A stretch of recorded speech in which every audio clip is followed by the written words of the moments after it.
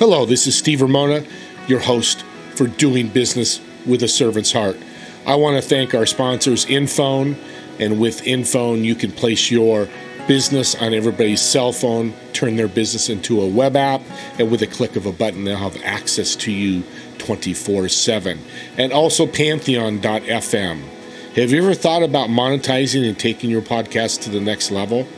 Well, Pantheon can do that. Let us show you how. Reach out to Steve Ramona, the host, at infone.co/SR1, and I will go over with you how you can make your podcast really stand out. Let's enjoy the show. Thanks again, everybody.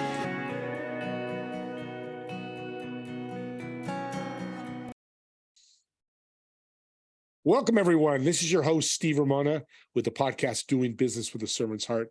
And I got a young servant here that is doing amazing things in the healthcare industry. We all know insurance companies and all that and the problems they have. He has an incredible solution that I can't wait for you guys to hear. Eddie, welcome to the show. Steve, thanks so much for having me on. Pleasure to be here.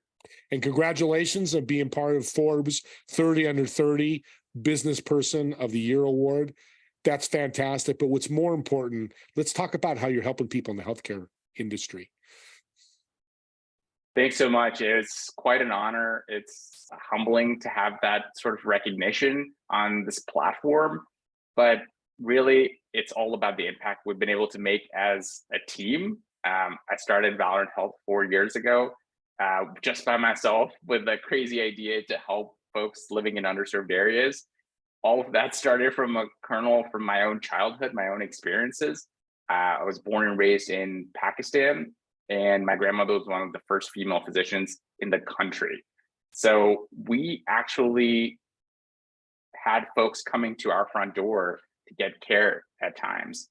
And then, my family moved 7 different cities, 3 different countries, 2 continents, and we ended up in a rural town in Arkansas and saw some of the same barriers to access to healthcare that I had seen in my childhood in Pakistan.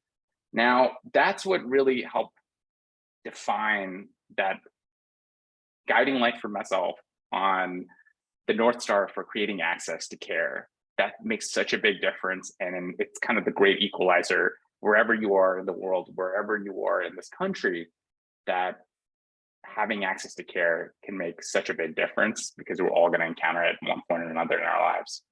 Let's talk about the stats you had mentioned about how long people wait for urgent or critical care, what's happening or how you've solved that.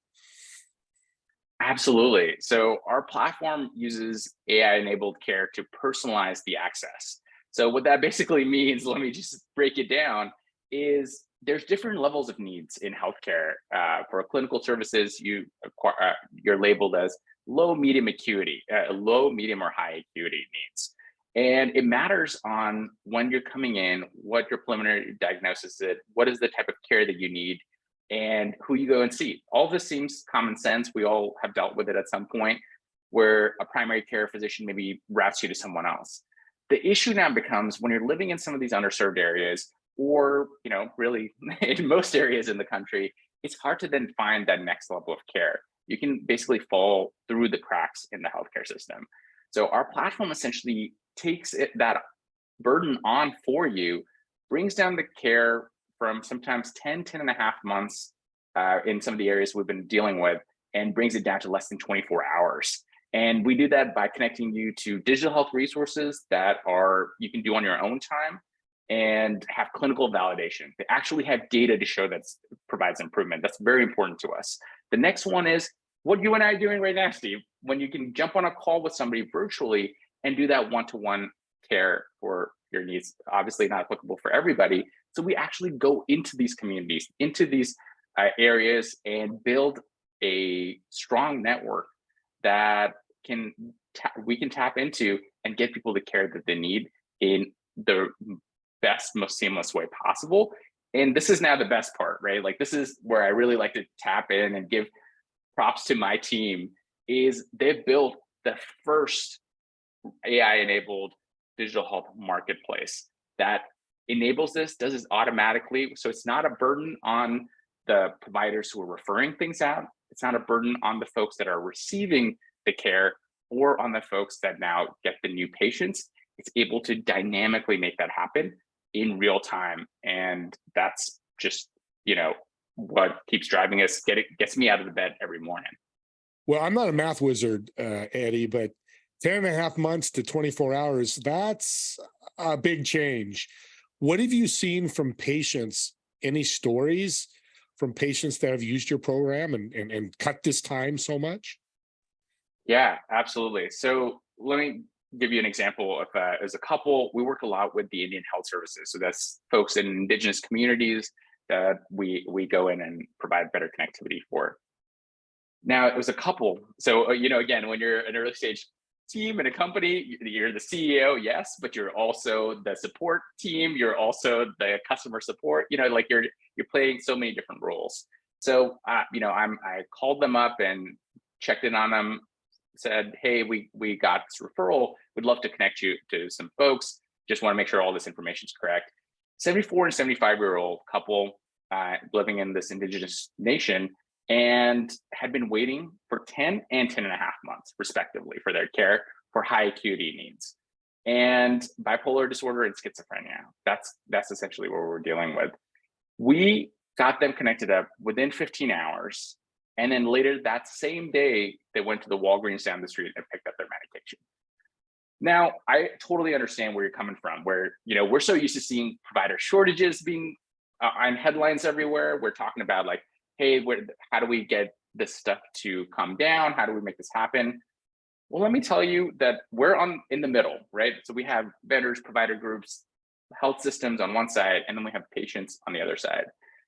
We keep hearing from all of our partners that they need more patients in a timely fashion when they have all these holes in their capacity that they're trying to fill.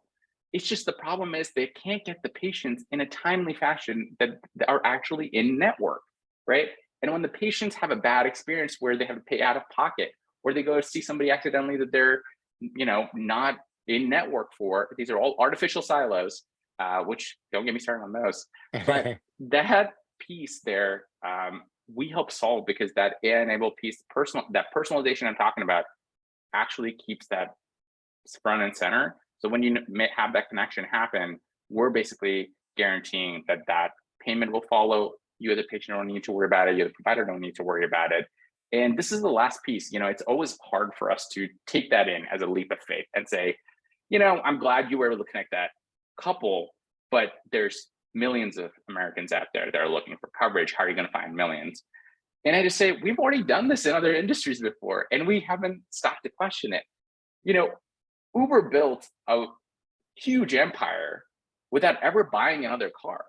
They just used the existing infrastructure and connected folks in a more seamless way. Airbnb did that with homes and hotels. Those aren't small things. And yet we now just think of that as a common sense model. In healthcare, it's a similar thing. We're not actually building new infrastructure. We're just using the existing one in a more effective way. That's amazing. The Uber and Airbnb examples are perfect, and nobody's doing this in the healthcare space, right? No, they're not. That's where we're literally the first ones, and we're starting off in the hardest to reach patient populations because they are the ones who we can make the most impact in, and we can actually show that this works. Nobody else is there, and we want to our evil plan is to make the country healthier. Well, I'm a listeners listening going, this sounds great, Eddie. You've got passion, which you do. But as a patient, I'm living in this rural area of Arkansas and I need care. Need urgent care. What's it going to cost me and who pays for it? Yeah, absolutely. So the way we work is actually with the health systems and clinics and nonprofit organizations in the communities themselves. So they are able to route us the patients that are basically overflow, the ones they can't get to in an effective time period. And we take that information and get the patient to consent, get the patient on board, because that's the central piece, right? Healthcare has basically been set up in this way that we've basically ignored the patient. And we put the patient front and center when they need to come in and verify, approve, and I love analogies. Let me take a step back again and talk about how if you and I order a sandwich off of DoorDash or something like that, I'll get a notification when I put in the order, when somebody picks up the order, when they're on their route, and when they finally arrive, right? Like you'll get all this notifications. In healthcare, it's not the same way. And effectively, that's again how we bring the patient in is each time you're needed, that's when you need to come in, interact, approve, and consent, accept the care because that's so important. We're not going to do anything without your consent and your approval as the patient. But it just allows you to come in when you're needed, so you don't have to take on the burden of everything else that needs to happen as well. And now back to your actual question, you don't have to pay a thing because we work with the agencies, the payers, as well as the providers for the care.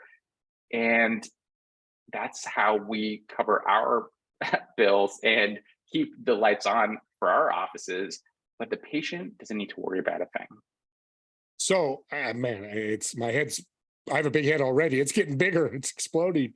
So let's walk through a journey. There's somebody in Arkansas, rural Arkansas, that has headaches. So they go to your platform, do all the signing and all that stuff we have to do, and you find them a provider to help them to talk to them about their headaches. Yeah, that's where we want to go. That's where we want to be soon, Steve. Okay. Where it would really start is usually patients have gone to a local clinic, right? Like they went to their primary care physician, they waited for a while, they said, hey, I'm having these headaches. What do I do? The doctor looks at it and says, yeah, this is clearly very impactful for you, but we can't get you in with the specialist for a while. But here, go on to Valorant, and that's where we get that first entry. The provider actually helped make that first connection to our platform. And they take on the burden of providing your background information, even your coverage and stuff. And you as a patient just need to confirm. So again, we're basically saving the planet and the environment with it because fewer forms you need to fill out.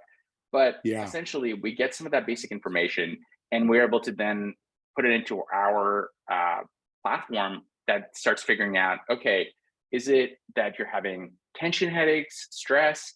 Should we connect you up with a primary care provider virtually, as well as maybe you might need to see somebody as a counselor for some stress that you might be having and that's causing you stress headaches. Like a couple of things that we do provider enabled AI. So your initial provider helps make the decision with the platform. And that's when we're able to do that connectivity. You as a patient decide your course of action that says, yeah, I'd like to talk to somebody virtually. I don't have to leave my home and make this happen. They also think it's stress induced. Oh, look, I can now get connected to Vita Health, which is one of our partners, and manage my stress at home as well. If that's not getting the job done, maybe I need to get elevated and see a counselor virtually. If that's not getting it done, or it is, but I still need a little bit more help and I need medication to manage my stress now. You never had to leave the Valorant Health platform and you got connected to all these places. And when you arrive, they know what to expect as well. It's just really as simple as a button that we've made for our partners, like log in with Google. It just says log in with Valorant, and that's all you need to know. I get it now. So that the provider is the one that instigates Valorant to the patient. They take their insurance information, how they pay and all that into your platform, and they find a perfect fit. If they're on Medicare, you'll find a Medicare provider through Oh my God, I'm getting fired up here. So you do all the dirty work for, that's probably the wrong word to use, but you get all that hard work either the provider or the patient has to do. Valorant does it for them. And then instead of the provider saying, hey, Steve, for your headaches, I'll get an appointment in 3 weeks. You go, say it's Friday. Hey, Monday, I've got an appointment with Dr. Smith. We'll take care of it. Kind of how it's working. Absolutely. That's exactly it. Exactly it. Wow. I don't get speechless much. So this is a tool for the patient, the provider, and clinics. Exactly. That's exactly right. And I think that's the only way to make this type of impact. You need all the stakeholders together at the same point, at the same time, and you need to be able to solve their problems. In Mark Benioff's sage old words, at least they make their problems an order of magnitude better. So that's what we've gone out and done, and that's how we're able to make that impact. And that speechless thing, do I get now a little pin that says, left Steve speechless? Absolutely. I'm going to mail that to you. We're actually found out we're close. I'm in San Jose. I'll drive it up to you, the award that you get, because I'm also thinking, the admins, they got to deal with all this stuff and an upset patient. Well, I need care. I got the headache. It goes through Valorant. That admin can focus on getting bills out, answering calls, not dealing with the patients, which is taking them away from the stuff they really need to do. Am I right on that? That's exactly right. And let me do you one better and talk about, you mentioned like all these numbers that put specific magnitude to the problem that we're trying to solve. Just a couple of weeks ago, a great investment firm here in our backyard, Steve, Andreessen Horowitz, just put out a thought piece that talked about how $765 billion are wasted. And part of that's just on that administrative hurdles that you're talking about, right? The same person needs to call 8 different times, 8 different clinics, and then try to call the patient 3 times, play that phone tag to just get that connectivity happening. $765 billion. And the fact that we can come in, we are able to shorten those timelines and improve care and build essentially in that wasted healthcare landscape, which is big enough to house, Facebook and Google and, all these big behemoths that we tend to think of, just in the wasted space, and build a profitable and sustainable business while helping so many folks. Wow. This is pretty incredible. Well, we've got a lot of stuff out there. I need you to do a shout out because I know people are going, how do I get a hold of Eddie? I'm a doctor, I'm an admin, whatever. How can they get a hold of you, Eddie? Yeah, we have our website, www.valoranthealth.com. And also, we have our social media profiles, especially on LinkedIn, and where it's Valorant Health. You can look us up, you can look me up, and be part of making this impact together. Because you mentioned all these stakeholders that we're working with, but it also takes the patients themselves. It takes awareness, people like you actually helping spread the message about these tools that are available. Our amazing team of impact investors that are part of the team with us to help make this process move further and faster, because the faster we get there, there's actually, it's not just time, it's definitely not money how we think about it, but it's actual lives that you can impact in the interim. And that's kind of what keeps us driving forward. Not a lot of people can say this, but you're changing the world through healthcare. And you're right, you're saving lives, literally, because 10.5 months, anything can happen to somebody's critical health. So you've got me fired up, and I'm going to be crazy right now. So the first 4 people that reach out to Eddie, I'm going to give you a $20 Amazon gift card. Just mention my name or the podcast when you reach out to Eddie and his team, and his team will send me the information, and I'll send you a $20 Amazon gift card right away, because I'm going to put my money in my mouth. I've been with healthcare for a while, and we all know the problem. This guy's solving it. That's why he's 30 under 30. I just love that phrase, by the way, Forbes. Let's help them get this girl, because it's not about Eddie. It's about the world. It's about starting with America and going to Pakistan and Europe, because there's rural areas everywhere in the world. Let's help them, and let's help get the message out. So for you, Eddie, just let me know, and I'll get the Amazon gift cards out to these people. Thanks so much, Steve. That's amazing. And again, I can't emphasize this enough, how much you and your voice and your platform and the hundreds of folks so far that have helped us get to where we are makes all the difference, right? It's the tipping point. It takes all of us, and suddenly we make an outsized impact together. That's what really matters. So I appreciate it. And again, thank you all for listening on this, because that's part of the journey as well. Well, it would be an amazing world if we could change healthcare with this platform, because if we change healthcare, the world is going to be a completely different place, I believe. Steve, I totally agree with you. One thing, though, I'll add to is I think we not just can, but I think we will, because I think we have done it time and time again. You and I have talked about this over time around how there's all these industries we've revolutionized and made more accessible, made more, impactful. And that's why I believe this is not just the, right company, the right team I'm working with, but actually the right time to make it happen, because all these surrounding technologies and all these surrounding infrastructure needs to evolve as well. And then the market starts telling you that it's ready, because folks are going into their own pockets and paying to get better access to care that's more transparent, right? We're seeing that happen, especially in mental health, where folks are sick of going and jumping through the same hoops. So they're ready for the change. And I think that's really what is going to define this next era of the open healthcare economy, the digital health 2.0. No, I like it. Being 29, this is for you. 62, it's going to change me, but being different ages. But we want to help the kids. I mean, the 5, 10, 15-year-olds right now, we want them when they're 40 and 50 having great healthcare. There's something interesting I want to talk about. You mentioned just briefly in our conversation is you're working with the U.S. government. Talk about that. That's right. It's powerful. Oh, thank you. For, most people don't always think of the US government as a payer, but it's actually the largest payer in the country, covering over 50% of Americans. And then let's just take a small subsection that we focus on, which is veterans. The Veteran Health Administration is actually the largest healthcare system in the world. Let that sink in, right? 22 million folks, that's over the population of Australia, that is covered with the VHA. Then you think about almost a third of $1 trillion that the VA deploys to cover all those lives. Think about how much money that is.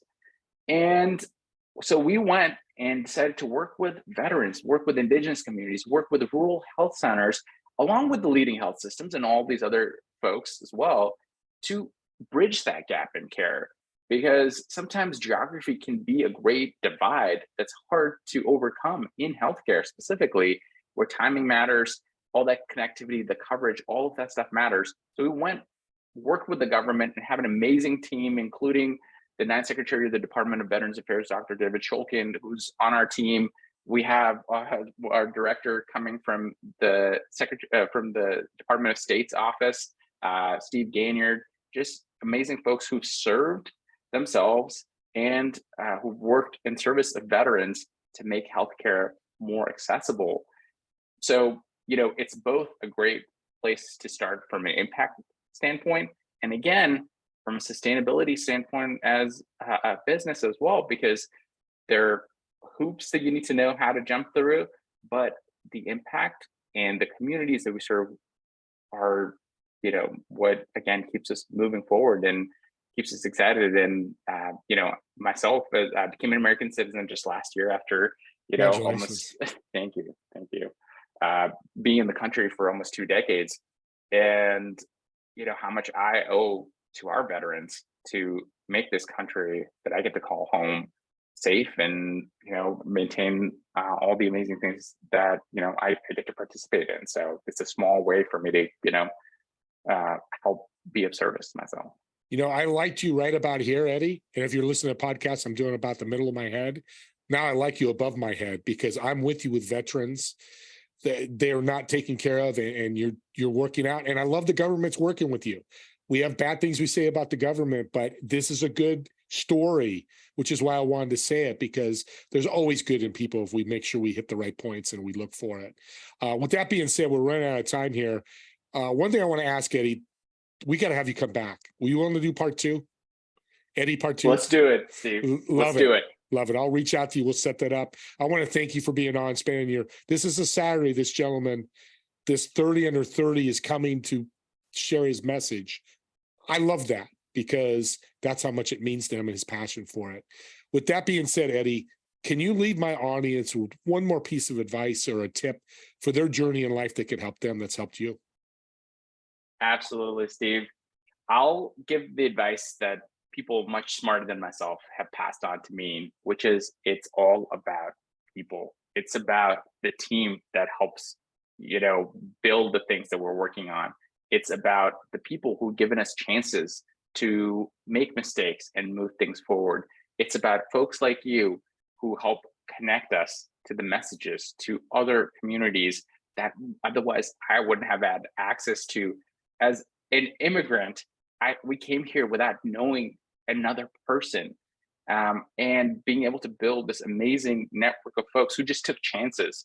I think it's all about the people, and I think that's what's going to make you succeed. Is if you build the right team, you build the right folks, you surround yourself in service to those folks, and that's how you can go and actually achieve the missions, the crazy ideas that come to your mind to make the world a little bit better.